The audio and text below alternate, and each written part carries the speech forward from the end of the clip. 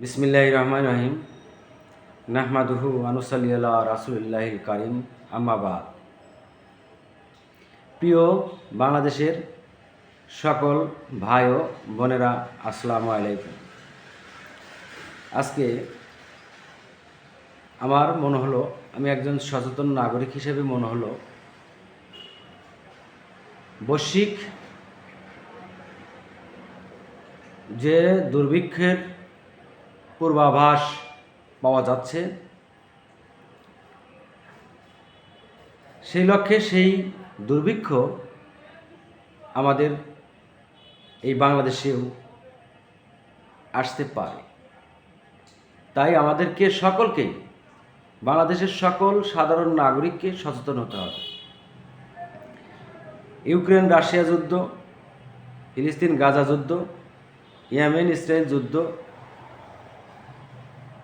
Iran Israel যুদ্ধ, এই যে মিডল ইস্টে এই যে যুদ্ধ, এই যুদ্ধের কারণে আমাদের রপ্তানি বন্ধ হয়ে যেতে পারে। তাই আসুন আমরা সতর্ক হই। নবনির্বাচিত বাংলাদেশ সরকারের প্রধানমন্ত্রী কে উদ্দেশ্য করে বলবো, আমাদের এই বাংলাদেশকে কখনো দুর্ভিক্ষর কবলে পড়তে হবে না। শুধু আপনার সঠিক নেতৃত্ব দিয়ে যদি পরিচালনা করা সম্ভব হয়।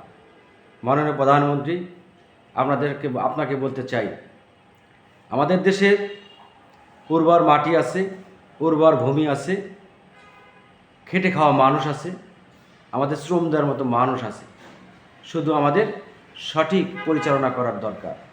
মাননীয় প্রধানমন্ত্রী, আপনার তীক্ষ্ণ সঠিক নেতৃত্ব দিয়ে বাংলাদেশকে খাদ্য নিরাপত্তা দেওয়া সম্ভব। কারণ বাংলাদেশ একটি সম্ভাবনাময় রাষ্ট্র। আমাদের এই দেশে মাটিতে যা কিছু বপন করা যায় তাই ফুলে ফেঁপে ভরে ওঠে সবুজে শ্যামলে।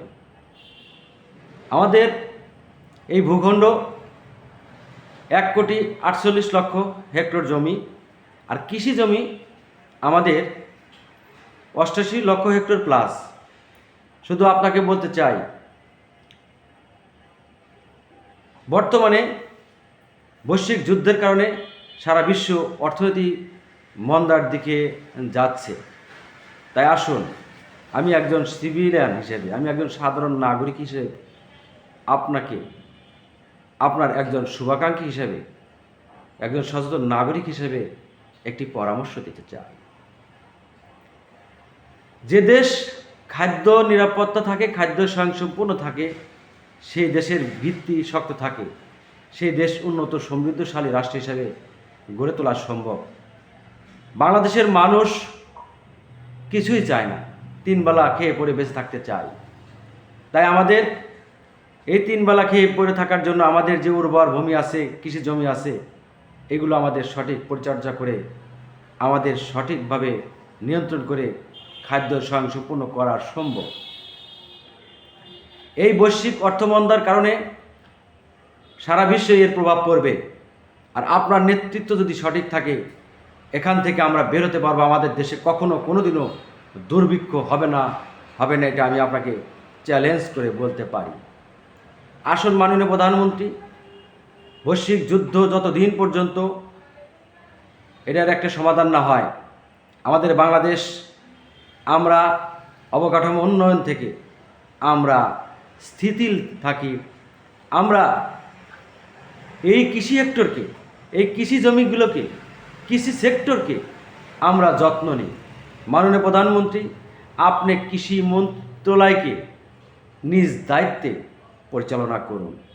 আমাদের এই দেশে যে পরিমাণ শস্য উৎপাদন করা সম্ভব, এই যে আমাদের বোরোর সিজনে, আমি একজন সিরাজগঞ্জ থেকে বলছি, সিরাজগঞ্জের সাধারণ নাগরিক হিসেবে বলছি, সিরাজগঞ্জের মানুষ হিসেবে বলছি, আমাদের সিরাজগঞ্জ জেলা, রায়গঞ্জ, তারার, সলঙ্গা, সাদাতপুর, উল্লাপাড়া, গাজীপুর, সিরাজগঞ্জ সদর, কামারখন্দ, চোহালি সহ আমাদের এই 11টি থানায় বাম্পার ধান হয়েছে। পাশাপাশি আপনার হাওর অঞ্চলগুলো বাম্পার ধান হয়েছে, সিলেট অঞ্চলে ধান হয়েছে বাম্পার, ময়মনসিংহে বাম্পার ধান হয়েছে, আমাদের রাজশাহী বরেন্দ্র অঞ্চলেও বাম্পার ধান হয়েছে। আসুন আমরা প্রকৃতির দুর্যোগ থেকে মোকাবেলা করে যদি আমরা এই বোরো ধান যদি মারাই করে কৃষকের ঘরে তুলে দিতে পারি, কৃষক যদি ন্যায্য মূল্য পায়, আমাদের 24-25 অর্থ বছরে 2 কোটি মেট্রিক টন ধান উৎপাদন হয়েছে। আমরা ধানের স্বয়ংসম্পূর্ণ এবং শস্য, গম, পেঁয়াজ, সবজি, পুষ্টি সকল ক্ষেত্রেই অভাবনীয় উৎপাদন বৃদ্ধি পেয়েছে। তাই আপনাকে বলতে চাই, বাংলাদেশের সবচাইতে গুরুত্বপূর্ণ মন্ত্রণালয় কৃষি মন্ত্রণালয়। এই মন্ত্রণালয়কে আপনি গুরুত্ব দিন, আপনি এই মন্ত্রণালয়কে তদারকি করুন। এই মন্ত্রণালয়ে আপনার সঠিক নেতৃত্বে আপনি পরিচালনা করে বাংলাদেশকে খাদ্য স্বয়ংসম্পূর্ণ করুন। বাংলার মানুষ আপনার সাথে আছে। আমরা 2026 সাল থেকে 2030 সাল এই বৈশ্বিক যুদ্ধ মোকাবেলা করার জন্য আমরা সাধারণ মানুষ, সাধারণ প্রান্তিক কৃষক, সাধারণ জনগণ আমরা কাঁধে কাঁধ মিলিয়ে ওই উর্বর ভূমিতে, ওই উর্বর মাটিতে শস্য উৎপাদন করে, ফসল উৎপাদন করে, খাদ্য স্বয়ংসম্পূর্ণ করে বিশ্বের দরবারে আপনার নেতৃত্বে যেন আমরা মাথা উঁচু করে দাঁড়িয়ে বলতে পারি, আমরা ভিখারি জাতি নই, আমরা খাদ্য স্বয়ংসম্পূর্ণ জাতি, আমরা উন্নত সমৃদ্ধশালী জাতি।